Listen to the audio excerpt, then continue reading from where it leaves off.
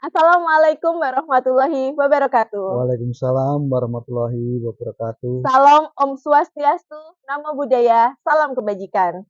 Semangat pagi seluruh sobat peradilan di seluruh Indonesia. Bersama saya Ari Wisdanita Sahara dalam acara Podcast Pengadilan Negeri Kudus. Podcast kali ini adalah podcast pertama dari Pengadilan Negeri Kudus yang merupakan sarana informasi terkait dengan pelaksanaan tugas dan fungsi dari Pengadilan Negeri Kudus sendiri dalam penyelenggaraan peradilan. Kali ini kita akan kedatangan narasumber, yaitu adalah Bapak Wianto, Sarjana Hukum, Magister Hukum, selaku Ketua Pengadilan Negeri Kudus. Selamat pagi, Bapak. Selamat pagi. Apa kabar? Alhamdulillah sehat. Alhamdulillah sehat, baik. Untuk perkenalan beliau ini sudah berkiprah di dunia peradilan selama lebih kurang 32 tahun dan sebagai pimpinan pengadilan dimulai dari tahun 2015 ya Bapak, betul ya? Betul. Betul.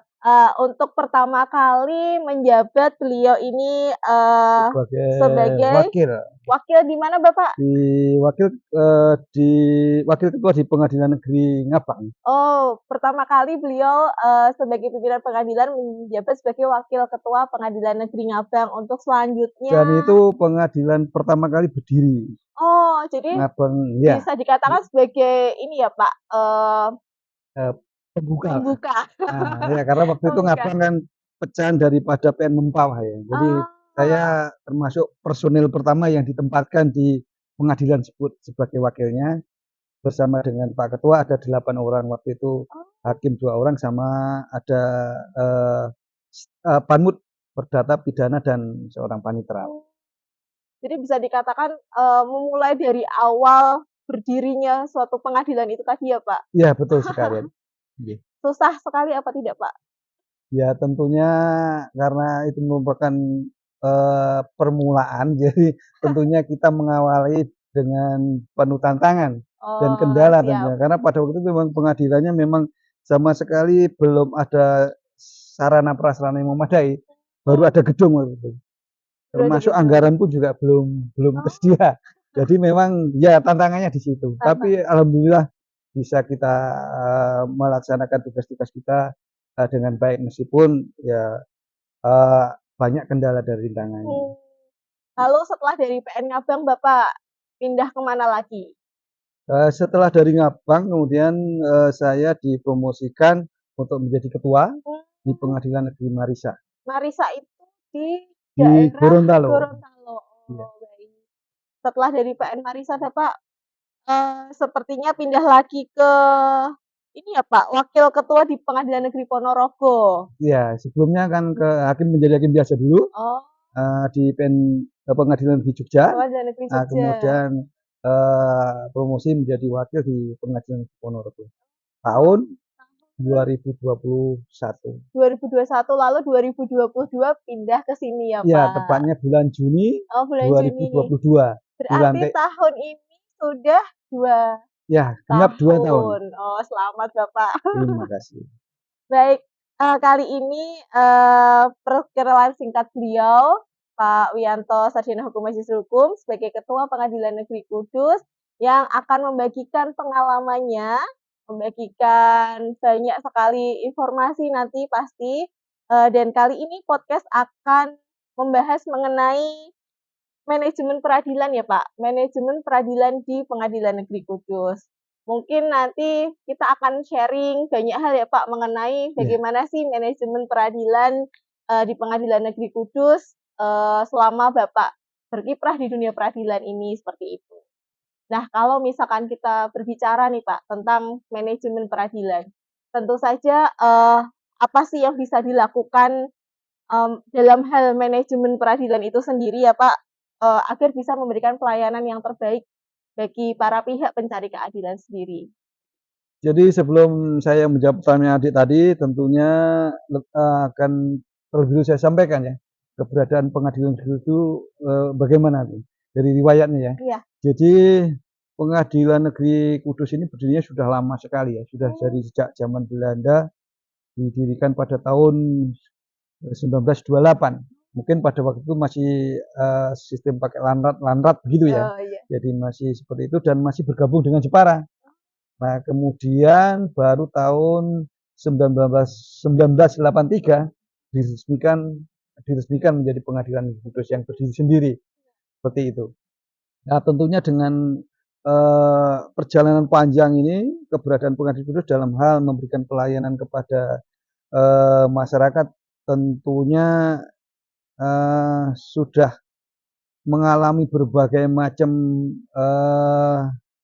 perubahan, sehingga kemudian dengan adanya NKRI, kemudian juga kita peradilan umum di bawah satu atap dengan Mahkamah Agung, yang dulunya juga ada Departemen Kehakiman.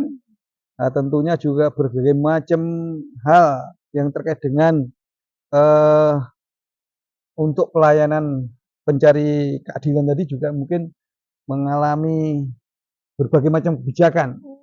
Tentunya juga waktu dengan Departemen Kehakiman kebijakannya bagaimana, kemudian satu atap dengan Mahkamah Agung sendiri bagaimana. Nah, tentunya itu menjadi sejarah perjalanan panjang Pengadilan Kudus yang bisa untuk referensi untuk melakukan perbaikan-perbaikan ataupun melakukan peningkatan-peningkatan yang ke arah menjadi lebih baik dalam memberikan pelayanan yang terbaik bagi para pencari keadilan, tentunya seperti itu. Nah, terkait dengan apa yang adik tadi tanyakan, pelayanan yang berkeadilan ya. Iya, Pak, berkaitan sama manajemen peradilan sekarang. Nah, itu memang jawabannya memerlukan ini ya, agak berat juga. Jadi terkait dengan apa? Tentunya setelah kita satu atap dengan Mahkamah Agung, kita tentunya segala sesuatu terkait dengan kebijakan maupun tugas dan fungsi kita mengacu kepada aturan-aturan yang ditentukan untuk itu. Dan tentunya dalam hal ini tentu kita karena satu atap dengan Mahkamah Agung, segala sesuatu terkait dengan kebijakan Mahkamah Agung tentunya harus kita melaksanakan dengan baik.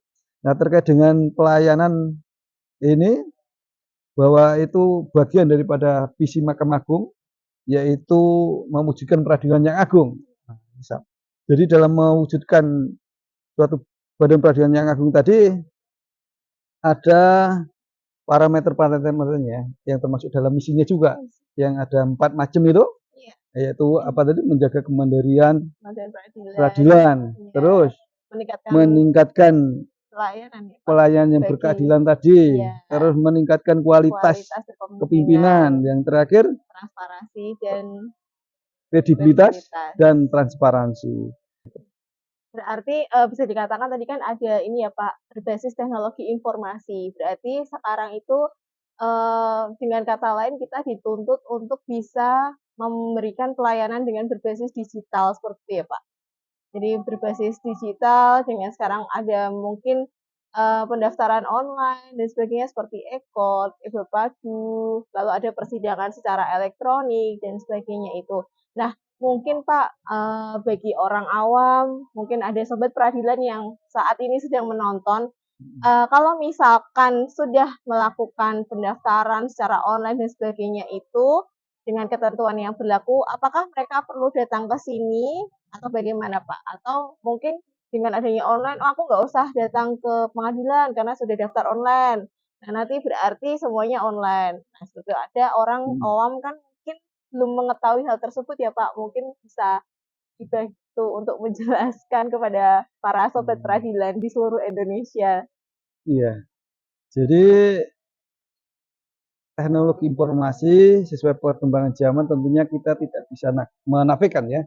Tentunya Badan Peradilan Umum Pengadilan Negeri Kudus juga harus berkembang seiring dengan sebagainya, selalu mengikuti perkembangan zaman, sehingga dalam hal pelayanan pun juga harus demikian ya. Kita harus sekarang udah harus berbasis teknologi, bahwa untuk pelayanan dan untuk segala kegiatan terkait dengan pelaksanaan untuk memodernisasi peradilan itu pada awalnya memang dulu kan kita awalnya pakai mesin ketik ya gitu ya, segala sesuatu kemudian ada komputerisasi. Ya, komputerisasi itu masih sifatnya itu bersifat untuk internal kita, jadi putusan dan sebagainya. Nah, kemudian meningkatlah, kemudian untuk register dan sebagainya masih manual, dikembangkan pula. Pada awalnya itu ada aplikasi case track system ya, artinya pengurusan perkara itu. Jadi ada aplikasi semacam itu diterbitkan oleh kamu. Kemudian seiring perkembangan zaman dan kemudian pada tahun 2019 ya, itu kemudian muncul sistem informasi penulisan perkara atau SIP yang sampai sekarang berjalan ya. Nah, itu sebagai pengganti CTS. Dan tentunya itu juga merupakan sebagai sarana informasi kepada masyarakat karena masyarakat bisa mengetahui tahapan-tahapan terhadap penanganan perkara yang dilaksanakan di pengadilan. Sehingga dengan adanya SPP itu tentunya juga mempermudah ya. Masyarakat tidak perlu datang ke sini, bisa mengetahui sejauh mana proses suatu perkara itu ditangani oleh pengadilan. Dan juga terhadap teknologi ini juga semakin dikembangkan sebenarnya. Sekarang diupdate terakhir menjadi 550 ya. Jadi sudah semakin ke sini sehingga untuk penyempurnaan selalu disempurnakan begitu. Jadi ibaratnya kalau misalkan kita sudah memberikan pelayanan dari mulai awal hingga tidak membeda-bedakan orang yang ingin mendaftarkan perkaranya, lalu kita memberikan pelayanan yang sesuai dengan SOP yang berlaku, itu mungkin sudah ini ya Pak, ibaratnya kita sudah melakukan hal yang berkeadilan untuk para pencari keadilan, walaupun nanti di akhirnya pada saat putusan mereka merasa ada hal yang tidak adil yang kemudian menjadikan pelayanan kita dibilangnya tidak berkeadilan, padahal kita sudah memberikan pelayanan yang ibaratnya kita sudah sesuai gitu. Seperti itu ya Pak. Lalu kalau itu kan mungkin untuk eksternal para pihak. Nah, kalau pengelolaannya sendiri di internal kita Pak, dari mulai pengelolaan perkara, pendaftaran sampai dengan putusan itu seperti apa Pak? Apakah itu sudah tersimpan dalam database yang aman, yang apa namanya, pada saat putusan kan kita juga ini ya Pak, kirimkan ke direktori putusan. Nah, itu kan ada hal-hal yang harus dirahasiakan nama pihaknya untuk perkara-perkara tertentu dan sebagainya, itu bagaimana Bapak? Terkait dengan itu ya tentunya bahwa kita dalam penanganan proses perkara di pengadilan sejak awal mungkin dari pendaftaran dan sebagainya tadi sudah mulai proses yang transparan ya. Kita misalnya dari jadi antara staf ataupun kita sebagai pelayan itu tidak apa namanya, interaksinya kan sangat ini sekali gitu ya. Sangat baik ya Pak. Sangat baik, artinya diberikan akses langsung ke misalnya pembayaran itu kan melalui e-call. Jadi interaksi dengan kita petugas atau sehingga untuk meminimalisir hal-hal mungkin yang tidak diinginkan seperti itu, mencegah hal-hal yang itu makanya sangat bermanfaat dengan adanya pembayaran secara elektronik, kemudian pendaftaran secara elektronik. Ya, nah itu salah satunya mengurangi interaksi sehingga misalnya ada oknum dari kita yang ini bisa berkurang jauh dengan kita. Baik. Seperti itu. Nah, kemudian dalam proses itu tentunya juga Mahkamah Agung juga telah membuat aplikasi ya, tentunya aplikasi internet dengan bagaimana proses penanganan perkara itu dari mulai misalnya berkas dilimpahkan. Nah, itu sekarang lewat e-Padu ya. Bagaimana kemarin sudah diresmikan ya e-Padu itu dan sudah dilaksanakan, kita juga sudah melaksanakan dari tahun 2022 pelibatan secara pidana secara terpadu itu tentunya juga memberikan apa kepada pengguna layanan kita ya untuk mempermudah sebenarnya juga seperti itu ya. Seperti penyidik dan sebagainya kita pengguna layanan kita kan pada intinya kan juga ada lembaga juga ada masyarakat. lembaga tentunya kayak polisi, kemudian juga ada dari kejaksaan, mungkin juga dari Satpol PP dan lain-lainnya, penyidik yang dipiring nanti juga tentunya harus bisa mengakses pelayanan kita dengan eh, secara efisien gitu ya. Iya. Artinya mereka juga tidak perlu lama-lama membuang waktu pergi pengadilan dan sebagainya, menunggu nanti dan seterusnya dan seterusnya. Sehingga dengan adanya layanan yang berbasis aplikasi tadi, tentunya akan mempermudah kinerja mereka, membantu kinerja juga mereka. Itu salah satunya. Terkait dengan yang Anda sebutkan tadi mengenai apa kerahasiaan dan sebagainya terhadap korban ataupun terdakwa ataupun eh, pihak-pihak yang tentunya harus dijaga kerahasiaannya itu sesuai dengan SK KMA 2144 tahun 2022 ada parameter-parameter atau yang kita harus pedomani ya tentunya dalam mengupload suatu putusan anonimasi artinya ada nama-nama yang harus disamarkan dan sebagainya dan itu tentunya tujuannya adalah untuk memberikan perlindungan kepada pihak-pihak yang namanya memang dalam perkara-perkara tentu harus dirahasiakan. Seperti itu. Baik. Lalu berarti kan tadi seperti yang sudah dijelaskan oleh Bapak sudah sangat ada transparansi ya Pak di sistem peradilan kita selama ini ya.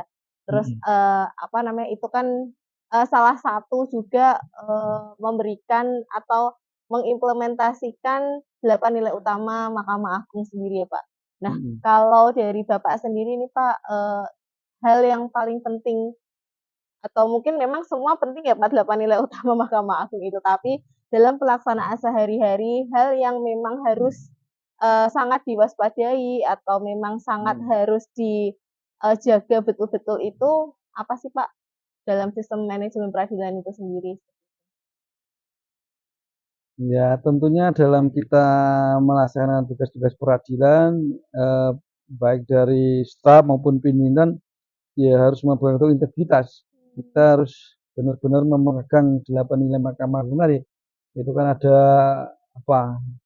Ada kemandirian, ada integritas, ada kejujuran, ada akuntabilitas, ada responsibilitas, ada keterbukaan, ada ketidakberpihakan. Nah, itu menjadi pedoman dalam melaksanakan tugas. Misalnya hakim dalam menyidangkan, tentunya sangat harus itu betul-betul memegang itu ya. Karena itu nanti juga kalau kita dalam melaksanakan tugas tadi tidak berpedoman itu, kemudian ada hal-hal yang akan mencederai dan itu akan berakibat pada kurang kepercayaan masyarakat kepada peradilan tentunya kan daripada pengadilan. Sehingga untuk itu memang perlu sekali bahwa 8 nilai Mahkamah Agung dalam pelaksanaan tugas tadi tentunya dalam mewujudkan visi dan misi juga itu harus betul-betul menjadi suatu pedoman ataupun harus betul-betul dengan penuh kesadaran dapat dilaksanakan dengan baik gitu. Berarti kalau tadi ya Pak sesuai dengan implementasinya 8 nilai utama Mahkamah Agung sendiri ada yang perlakuan sama di hadapan hukum. Nah, kalau untuk masyarakat yang tidak mampu sendiri Pak, baik masyarakat tidak mampu secara finansial maupun masyarakat yang tidak mampu dalam hal pengetahuan hukum yang akan berperkara di pengadilan itu seperti apa Pak? Ya, terkait dengan masyarakat yang tidak mampu, nah itu sebenarnya kan kita juga ada anggaran ya untuk studio atau acara secara cuma-cuma. Dan juga tentunya dalam penyelenggaraan itu tentu ada syarat-syarat juga. Jadi memang beracara secara gratis itu tidak semua bisa tercover dan tentunya ada syarat-syarat juga. Salah satunya kan harus ada keterangan miskin, tidak mampu, dan lain-lain, BPJS dan lain-lain lah, seperti itu.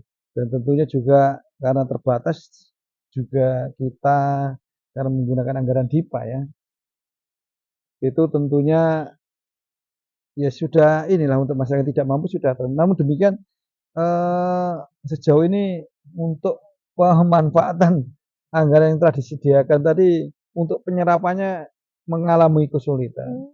Mungkin juga di Kudus sudah nggak ada orang miskin atau gimana, saya nggak paham ya. Tapi secara ini pemerintah ataupun kita dari Mahkamah Agung telah menyiapkan anggaran. Demikian pula kalau ataupun nanti tidak terserap ya tentunya eh, eh, ya harus kita kembalikan ya. Iya. Dan tentunya kita juga sudah berupaya untuk mensosialisasikan untuk terkait dengan fasilitas untuk bercharge secara gratis tadi. Dan terkait dengan yang masalah masyarakat yang kurang paham tentang hukum dan sebagainya, bahwa sesuai dengan Perma nomor 1 2015 kita juga telah menyelenggarakan MOU dengan Posbakom dari salah satu lembaga hukum di Kudus yang tentunya nanti fungsinya adalah memberikan salah satunya memberikan konsultasi atau bantuan hukum kepada masyarakat yang membutuhkan atau masyarakat yang kurang paham atau tidak melek hukum lah, sehingga bisa diberikan konsultasi secara gratis juga. Saya kira demikian untuk masyarakat yang tahu hukum atau apa, ya itu sudah tersedia juga Posbakom. Kebetulan kita juga tempatkan di depan di sebelah PTSP sehingga mudah diakses juga kepada pengguna layanan. Tujuannya itu ya, jadi seperti itu. Baik. Sekarang berganti topik nih Pak. Jadi Mahkamah Agung itu kan juga sudah menerapkan adanya zona integritas ya Pak. Nah, apa sih hubungan zona integritas ini sendiri dengan manajemen peradilan yang ada di Pengadilan Kudus khususnya, seperti itu Pak? Wah, berat sekali ini pertanyaannya. Terkait dengan itu kita juga telah menandatangani fakta integritas terkait pembangunan zona integritas tadi, dan tentunya kita juga telah mengeluarkan SK-SK untuk masing-masing area ya. Di situ ada ketua sebagai ketua koordinator, ada koordinator 6 area masing-masing kita SK-kan untuk masing-masing area, dan tentunya telah berjalan dengan baik, baik program-program maupun untuk program dan pelaksanaannya masing-masing area berjalan, maupun monitor dan evaluasinya selalu nanti bisa dilakukan monep untuk keberlanjutan itu. Dan tentunya juga dengan adanya akreditasi penjaminan mutu Badan Peradilan Umum yang dikeluarkan oleh Badilun, tentunya itu juga salah satu hal untuk lebih mewujudkan dari ya, jadi dia beriringan ya, artinya itu melengkapi untuk pembangunan zona integritas di Pengadilan Negeri Kudus. Dan alhamdulillah untuk APM, dulu APM ya, itu kita dapat meraih akreditasi excellent ya, excellent ya. Jadi dan bisa bertahan sampai kemudian muncul karena mungkin masa untuk akreditasi penjamin itu untuk masa perawatan dan itu waktunya sudah berakhir, maka Bapak Direktur Jenderal Badan Peradilan Umum menerbitkan sertifikasi. Jadi kemudian setelah APM berakhir, kemudian Bapak Direktur Jenderal Badan Peradilan Umum mengeluarkan sertifikasi juga untuk melanjutkan daripada APM tadi dengan membuat sertifikasi mutu pengadilan yang unggul dan tangguh. Jadi itu ya. Jadi yang diberlakukan dengan SK nomor 142 tahun 2024. Dan alhamdulillah kita juga sudah mulai melaksanakan parameter-parameter yang ada di dalam pelaksanaan AMPU tadi. Di antaranya ada 80 poin ya yang harus kita laksanakan untuk mewujudkan AMPU tadi ya. Jadi itu. Nah, kita Ini 2024 memang belum ada penilaian dan mungkin masih ada waktu kita untuk berbenah diri untuk dapat melengkapi terkait dengan hal-hal yang ditentukan di dalam AMPO tadi sehingga kita harapan kedepannya bisa meraih juga sertifikasi mutu peradilan yang unggul dan tangguh ya, tadi Pak. itu. Amin. Semoga ya Pak nanti di 2025. Mudah-mudahan. Amin. Iya. Nah, dengan terlaksananya zona integritas sendiri di Pengadilan Negeri Kudus ini Bapak, kalau untuk ZI kan ada kaitannya dengan WBK ya Pak, jadi predikat wilayah bebas korupsi. Nah, apakah Bapak optimis bahwa Pengadilan Negeri Kudus ini bisa mendapatkan predikat WBK tersebut Bapak? Ya, terkait dengan itu memang perlu komitmen bersama ya dari seluruh stakeholder baik dari pimpinan sampai bawah ya yang sehingga kalau ada komitmen bersama tentunya akan lebih mudah dalam meraih itu. Namun demikian untuk mensinergikan satu dengan yang lain kan perlu kekompakan, perlu kesadaran, perlu juga ada kemauan. Tentunya juga mewujudkannya kan memang tidak mudah karena memang persaingannya untuk meraih WBK itu persaingannya Ketat ya Pak? ketat sekali ya dan tidak mudah. Tidak mudah. Dan melalui penilaian-penilaian yang tentunya juga ada penilaian internal juga nanti juga baru diusulkan juga nanti dari Kemenpan akan melakukan penilaian-penilaian yang tentunya persaingannya bukan di internal kita juga di eksternal kita, lembaga-lembaga juga berusaha untuk meraih itu. Namun demikian kalau kita punya komitmen dengan sungguh-sungguh untuk mewujudkan tentunya ya insya Allah akan bisa mewujudkan itu. Ya. Tapi sekali lagi tentunya harus betul-betul punya kemauan, kesadaran dan kekompakan ya tentunya. Ya. Karena terkait berbagai macam hal tadi seperti ada 6 area tadi, area. Kemudian juga sekarang ada reform dan sebagainya tadi yang parameter-parameter yang sudah ditentukan dan tentunya juga meskipun mengalami kesulitan dalam memenuhi kriteria-kriteria yang ditentukan tadi, namun kita tetap berusaha ya untuk melaksanakan karena memang sebagian besar itu apa-apa yang ditentukan dalam parameter BPK ataupun JRI tadi sudah menjadi bagian kita sehari-hari, sudah menjadi pelaksanaan tugas kita sehari-hari, sudah ada SOP-nya.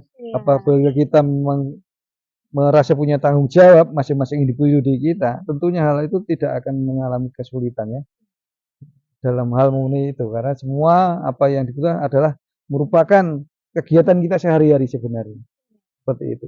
Baik, selain komitmen bersama tadi Pak, hambatan atau tantangan terbesar dari usaha kita untuk mewujudkan predikat WBK ini sendiri tuh apa Bapak? Menurut Bapak nih. Jadi apa sih hambatan atau tantangan terbesar di peradilan khususnya Pengadilan Negeri Kudus ini untuk bisa mewujudkan predikat WBK tadi Bapak? Ya, hambatan sebenarnya lebih pada kedisiplinan ya. Kedisiplinan ya Pak? Kedisiplinan ya dalam masa tugas dan sebagainya itu ya. Itu memang kalau dia disiplin melaksanakan tugas-tugas SOP, nah itu tentunya juga akan lebih mudah ya dalam mewujudkan itu. Namun demikian kalau kita tidak punya kesadaran, merasa tidak punya tanggung jawab dan sebagainya, ya tentunya itu akan menjadi hambatan yang ya lebih daripada kemauan kita sendiri. Yang menjadi hambatan kita punya kemauan atau punya kesadaran atau punya kedisiplinan tidak untuk mewujudkan itu. Ya. Yang terakhir Bapak, apa pesan atau harapan Bapak sendiri kepada kami aparatur pengadilan khususnya Pengadilan Negeri Kudus sendiri ya Pak untuk bisa mewujudkan zona integritas ini berkaitan dengan independensi kami sebagai aparatur pengadilan sendiri. Ya, tentunya harapan saya agar bisa mewujudkan tersebut tentunya kita semua ya. Kita harus menjaga integritas. Selain itu juga kita harus selalu mempedomani kalau hakim ada kode etik perilaku hakim ya, juga itu ada 10 poin itu harus senantiasa dipegang. Juga terhadap ASN juga ada kode etiknya juga untuk ASN, demikian pula untuk jurusita ataupun panitera pengganti dan lain-lainnya juga masing-masing sudah ada pedoman yang mana yang bisa dilakukan dan mana yang dilarang maupun yang tidak. Saya kira dengan berpedoman pada hal tersebut, tentunya harapan saya Pengadilan Kudus dapat mewujudkan BBK maupun BBM ke depannya gitu. Baik, terima kasih saya ucapkan kepada Bapak Ketua Pengadilan Negeri Kudus yang telah membagikan pengalamannya, sudah sharing ilmunya, dan yang terpenting Pak, berarti kita harus mewujudkan visi dan misi ya Pak dari Mahkamah Agung sendiri secara umum, yaitu mewujudkan Badan Peradilan yang Agung dan mewujudkan visi dari Pengadilan Negeri Kudus sendiri, yaitu mewujudkan Pengadilan Negeri Kudus yang Agung, serta mengimplementasikan ya Pak moto dari Pengadilan Negeri Kudus sendiri, yaitu adalah smart, santun, melayani, akuntabel, ramah, dan transparan. Seperti itu ya Bapak. Siap. Baik, demikian podcast Pengadilan Negeri Kudus kali ini. Izinkan saya menutup acara dengan berpantun. Mencari asa, menggapai mimpi. Saya Ariwisda Nita Sahara, izin pamit undur diri. Demikian podcast Pengadilan Negeri Kudus kali ini. Sampai jumpa di podcast Pengadilan Negeri Kudus selanjutnya. Wassalamualaikum warahmatullahi wabarakatuh. Waalaikumsalam warahmatullahi wabarakatuh. Salam Om Swastiastu, Namo Buddhaya, salam kebajikan. See you.